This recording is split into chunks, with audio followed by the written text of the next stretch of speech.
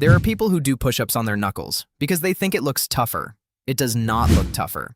It looks like they lost a bet and are honoring it. There are people who bounce off the floor on every rep, like they're testing whether the floor is bouncy. It is, slightly, but that is not a muscle. Then, there are people whose hips are so far up in the air that what they're doing is technically a downward dog, which is yoga, which is fine. But they told their roommate they were working out. And there are people who watch one YouTube video and immediately add a clap. One clap? Fine. Cool. Respect. 2 claps? Okay, I see you. 3 claps? You're not exercising anymore. You're auditioning for something. And then, there are the form coaches online. Wide grip for chest, narrow grip for triceps, diamond for the inner chest that one guy on Reddit swears exists. Archer push-ups, decline push-ups, incline push-ups, one-arm push-ups, one-finger push-ups, one-finger push-up on a stability ball over a pit of career anxiety. And none of it is the point. Because here's what the entire push-up content ecosystem has been too afraid to tell you. Your push-up doesn't look wrong because of what you're doing during the push-up. It looks wrong because of what you're not doing in the 3 seconds before you move. Your form problem is not a form problem. It is a setup problem. And the setup, it takes 3 seconds, which means you have spent years fixing the wrong 3 seconds of your life. Let's fix the right ones. I have a theater degree. I bring this up because theater training is genuinely where I first learned about physical presence, body tension, and how to make a movement look intentional. And I paid $47,000 for that information. Everything useful from it, I'm about to hand to you inside a push-up video. You're welcome. I'm sorry. I'm also still paying it off. But push-ups. Let's talk about push-ups. Because the push-up is simultaneously the most universal exercise that has ever existed, and the most reliably butchered one. Almost every person alive can describe a push-up correctly. Hands on the floor, lower your chest, push back up, done. And almost every one of those people performs a push-up in a way that would make a physical therapist excuse themselves to process their emotions privately. Not because people don't care, because the problem isn't where anyone thinks it is. Look, here is the actual argument of this video, and I need you to sit with it for a second, because it's going to contradict every push-up video you've ever watched. Every single form breakdown you have ever had, hips dropping, elbows flaring out to the sides, lower back collapsing, neck jutting forward like a turtle who just received bad news, those are not separate problems. They are not things you need to fix individually. They are the exact same problem, expressed differently. They are your body improvising, compensating, doing whatever it can to complete the rep, because the one thing that was supposed to be there before the rep started wasn't. That thing is called full body tension. And it does not happen automatically. You have to build it deliberately, on purpose, before you ever descend an inch. Here's the reframe that changes everything. A push-up is not a pressing movement that happens to begin in a plank position. A push-up is a moving plank. The plank is the exercise. The pressing is simply what a loaded, disciplined plank does when everything is working. If you cannot hold a rigid, braced, fully loaded plank, then you cannot do a push-up.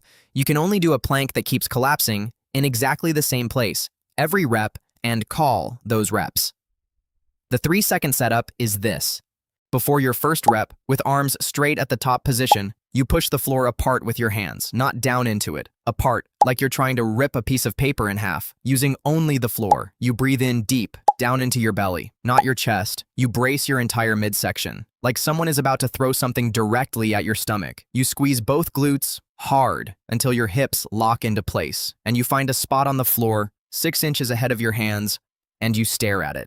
You are now a loaded spring, not a board, not a plank of wood, with ambitions, a system, under tension, waiting to move. From that position, 5 push-ups will change your body. From a limp, unloaded plank, 50 push-ups will mostly just change your floor's opinion of you. Look, here's why almost nobody figures this out through repetition alone, and it isn't because they lack discipline. It's because of a concept in motor learning called motor schema interference. Motor schema theory, developed by sports psychologist Richard Schmidt in the 1970s, describes how the brain stores movement patterns as encoded files. Once a movement is practiced enough times, the nervous system stops reevaluating it. It simply retrieves the stored file and runs it. This is why you can ride a bike after a decade off, why you don't have to think about how to walk, why expertise in any skill feels effortless. Your brain values efficiency above accuracy. It will always choose the fast path over the correct one. But here's the problem. Your brain saved the wrong push-up file. You probably learned push-ups before you had any awareness of tension or setup. in gym class, from a coach watching 15 other kids simultaneously, from a video where someone descended and said, like this, the file got saved, without the setup. And now, every time you get into push-up position, your nervous system pulls that file and runs it automatically, skipping the setup, initiating from a slack position, and then compensating for everything the setup was supposed to provide. This is why just squeeze your core never sticks. Verbal cues do not overwrite motor files. Repeated practice at a different standard does. The path forward is not more reminders mid-movement. It is fewer reps, performed at a higher quality, long enough that the nervous system updates what it considers normal. This is not a motivation problem. It is not a discipline problem. It is literally a filing problem. Your nervous system just needs you to submit a change request, and change requests require patience, not willpower. Research, published in the Journal of Strength and Conditioning Research, examined what happens to muscle activation when subjects perform push-ups, with and without, a structured pre-movement tension sequence, specifically, the floor spreading, bracing, and glute activation setup described earlier. Subjects who used the setup showed approximately 60% greater pectoral muscle activation compared to those who simply dropped into position and began. 60%. From a 3-second preparation, that costs nothing except the 3 seconds. But the more striking finding was what the researchers observed in the compensation patterns. Upper trapezius overactivation, the shoulders hiking up, the neck bracing involuntarily, appeared in the no setup group within the first 2 reps, and it stayed consistent throughout the entire set. Not because those subjects got tired, because those patterns were already present before rep 1. They arrived at the first rep, already failing. The compensation wasn't a consequence of fatigue, it was a consequence of showing up unloaded.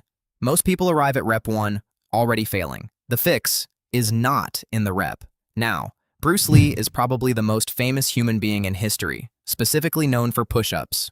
The 2-finger push-up, the 1-arm push-up, the documented sessions of over 1,000 reps. If anyone had earned the right to make push-ups about the movement itself, about raw volume and spectacular technique, it was him. But in The Tao of Jeet Kune Do, Lee wrote about a concept he called root, the idea that all power, speed, and precision in a striking art depends entirely on how completely the fighter is connected to the ground before the technique begins. He described it as tension originating from the earth, traveling up through the feet, the legs, the hips, the core, arriving at the hands, already loaded. The technique doesn't create the force. The preparation does. The technique is just where the stored energy goes. Bruce Lee was not writing a push-up tutorial, but he was describing in 1975 exactly what the 3-second setup produces. The most famous push-up practitioner who ever lived was not thinking about push-ups. He was thinking about the second before the push-up. And we've spent 50 years watching the fingers and ignoring the root. Okay, now let's talk about the 3 mistakes. All of them are things you've done. None of them have ever felt like mistakes. And that's what makes them the real ones. The first one, you look straight down at the floor. Of course you do. It's the floor. It's right there. You get into push-up position and your chin points directly at the ground, which is where the ground is. So, this seems correct. It is not correct. It is quietly destroying your rep from the very first second. Here's what that actually costs you, and you've probably never been told this. When your neck drops fully into flexion, chin towards sternum, eyes at the floor directly beneath your face, your cervical spine loses its neutral alignment. The moment that happens, your upper trapezius muscles engage automatically to stabilize the head. Your traps are not supposed to be in a push-up. They are party crashers. They showed up uninvited, and now they're eating all the food that was supposed to go to your chest and serratus anterior. Because your traps are now working, your shoulder blades lose proper stabilization. They wing slightly away from your rib cage. Your shoulders roll forward. Your chest can't descend to full depth because the shoulder joint is already compromised before you've moved an inch. All of that from where you looked. The fix? Find a spot on the floor, 6 inches ahead of your hands. Stare at that spot through every rep. Your neck stays long. Your upper traps stay out of the conversation, and your shoulder blades stay anchored against your rib cage where they belong, 6 inches forward. That's the whole correction. You've been staring at the wrong patch of floor your entire life. The second mistake, you start from the bottom. You lie down, you position yourself, and you begin your first rep from the lowered position, chest near the floor, arms bent. This is how push-ups are demonstrated in every PE class, every tutorial, every fitness test since the invention of the floor. It feels correct. because you have done it approximately 10,000 times. But here is what it's actually costing you, and it's two things. First, your most important rep is always your first rep, because the pattern established in rep 1 is the template your nervous system uses for every rep that follows. When you start from the bottom, without ever having loaded the top position, your first rep is performed by a body that has not yet been given any instructions. There is no brace, no glute engagement, no shoulder setup. The first rep is improvised. And then, your nervous system files that improvisation as the standard. Second, and this one stings, the lowering phase of the push-up is where the majority of your actual gains live. Research in eccentric muscle contraction consistently shows that the controlled lowering produces 20 to 40% more muscular force than the pressing. When you start from the bottom, you forfeit that first eccentric completely. You gave away the most valuable rep in the set before the set even started. The fix? Always set up at the top, load the position, build the tension, then lower. Your first rep is now your best rep because it was the only rep, preceded by 3 seconds of intention. The third mistake, you count your reps. Look, I know how this sounds. Counting reps is the whole thing. You do 10 push-ups, you count to 10. That's exercise. What is happening right now? Here's what counting is actually doing to your set. The moment your brain has a target number, its entire attention redirects to reaching that number. Counting is an external focus. Your awareness is on the outcome of the movement, not the movement itself. And a consistent finding in motor learning research is that internal focus, meaning attention directed toward the sensation of the muscle being worked, produces significantly greater activation than external focus does. When you're counting, you are not feeling your chest. You are counting. Your chest is just doing whatever it can in the background. But there's a second cost, and it's even more mechanical. Counting creates an unconscious incentive to move faster. Faster reps reach the target number sooner, and faster reps shorten the range of motion. Eliminate the eccentric, remove any pause at the bottom, and turn a strength exercise into a cardio activity that your muscles barely notice. You did 15 push-ups? Congratulations. Your chest experienced about 6 of them. The fix? Instead of counting reps, count seconds on the way down. 3 seconds. Every single descent. 3 full seconds. Controlled and deliberate. You will immediately do fewer total reps. They will immediately be harder. And they will also produce more muscular stimulus than twice as many fast ones. Your body does not count reps. It responds to time under tension, range of motion, and muscle activation. Give it those things, and it stops caring about the number. In theater, and I know the degree, I keep going back to it. I paid $47,000 for it, so I'm going to extract every possible use. They teach a concept called the moment before. The idea is that the most important choice a performer makes isn't in the scene. It's in the second, before the scene begins. Who is this person? Right now. What happened to them? 30 seconds ago. What are they carrying into this room before they say their first word? Skilled performers spend more preparation on the moment before than on the lines themselves. And the performances that move people are almost always the ones where you can feel that the actor arrived somewhere before the scene started. A push-up, it turns out, works exactly the same way. The moment before the first rep determines the quality of every rep that follows. You don't get to retroactively load tension into a rep that started slack. You don't get to add the brace after the hips have already dropped. The preparation is the performance. Everything else is just where the energy goes. $47,000. Push-up video. You're welcome. So, here is the complete setup protocol. It takes 3 seconds. It will feel strange for about a week. After that, it will feel like the only honest way to be in push-up position. Get into the top of your push-up. Arms straight. First, spread the floor with your hands, not pressing down, pulling apart, like you're trying to separate the two halves of the floor beneath you. This externally rotates the shoulder joint, activates the lats, and engages the serratus anterior, the muscle responsible for keeping your shoulder blades locked against your rib cage. You will immediately feel your upper back engage in a way that has never happened to you during a push-up. Second, breathe in, down into your belly, not your chest. If your shoulders rise when you inhale, you are chest breathing, and your brace is compromised before it starts. Breathe into your stomach, expanding outward in all directions. Then brace, hard, like someone is a half second away from throwing something at your midsection, and you have decided you're going to win. Third, squeeze both glutes. Actually squeeze them. This stabilizes your pelvis, which stabilizes your lumbar spine, which stabilizes everything above it. Your hips will stop dropping, not because you told yourself not to drop your hips, because the system that was supposed to prevent it is finally online. And fourth, find your spot. 6 inches ahead of your hands, neck long. You have now been in push-up position for 3 seconds and have not done a single rep. You have also done more preparatory work than most people do across an entire set. Now, lower. 3 seconds down. Pause. At the bottom, press up. That's the push-up. That's the whole correction. A 3-second setup and a 3-second descent.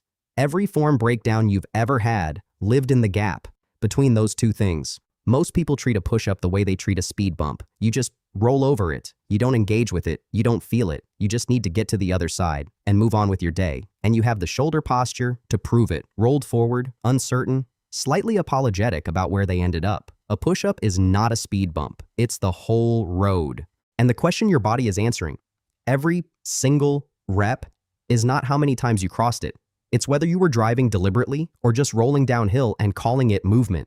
Theater also taught me, and final time I promise, the tuition is already gone and it's not coming back. That the difference between a performance that lands and one that doesn't almost never comes down to talent or effort. It comes down to how much the performer committed to the preparation. That the audience never gets to see the stillness before the first word, the breath before the first step, the decision that gets made in the dark before the lights come on. Nobody in the audience sees that. They just feel the difference between a performance that started somewhere and one that started from nothing. You are the only person who will ever see your 3-second setup. Nobody claps for a good brace. Nobody films the glute squeeze, but your body will feel the difference. Rep after rep, set after set, over a timeline that rewards the quiet preparation nobody else can see. I paid $47,000 to learn that lesson in a completely different context. You got it from a push-up video. That's either a great deal for you or a humiliating one for me. And I've decided it's both. You've done thousands of push-ups, and most of them weren't wrong because you were weak or lazy or didn't care enough. They were wrong because no one told you. The rep begins before the rep begins. That the work lives in the 3 seconds of stillness before you give the floor anything at all. You don't need more reps. You need to mean the ones you have. And meaning them is available to you on the exact same floor you've been lowering yourself toward for years. The push-up hasn't changed. You just changed your relationship to the moment before it. Go do 5, slowly, on purpose. 5 is enough. And if you need someone to blame for making you feel things about a push-up, it was the theater kid. Please subscribe. The stage hasn't called back.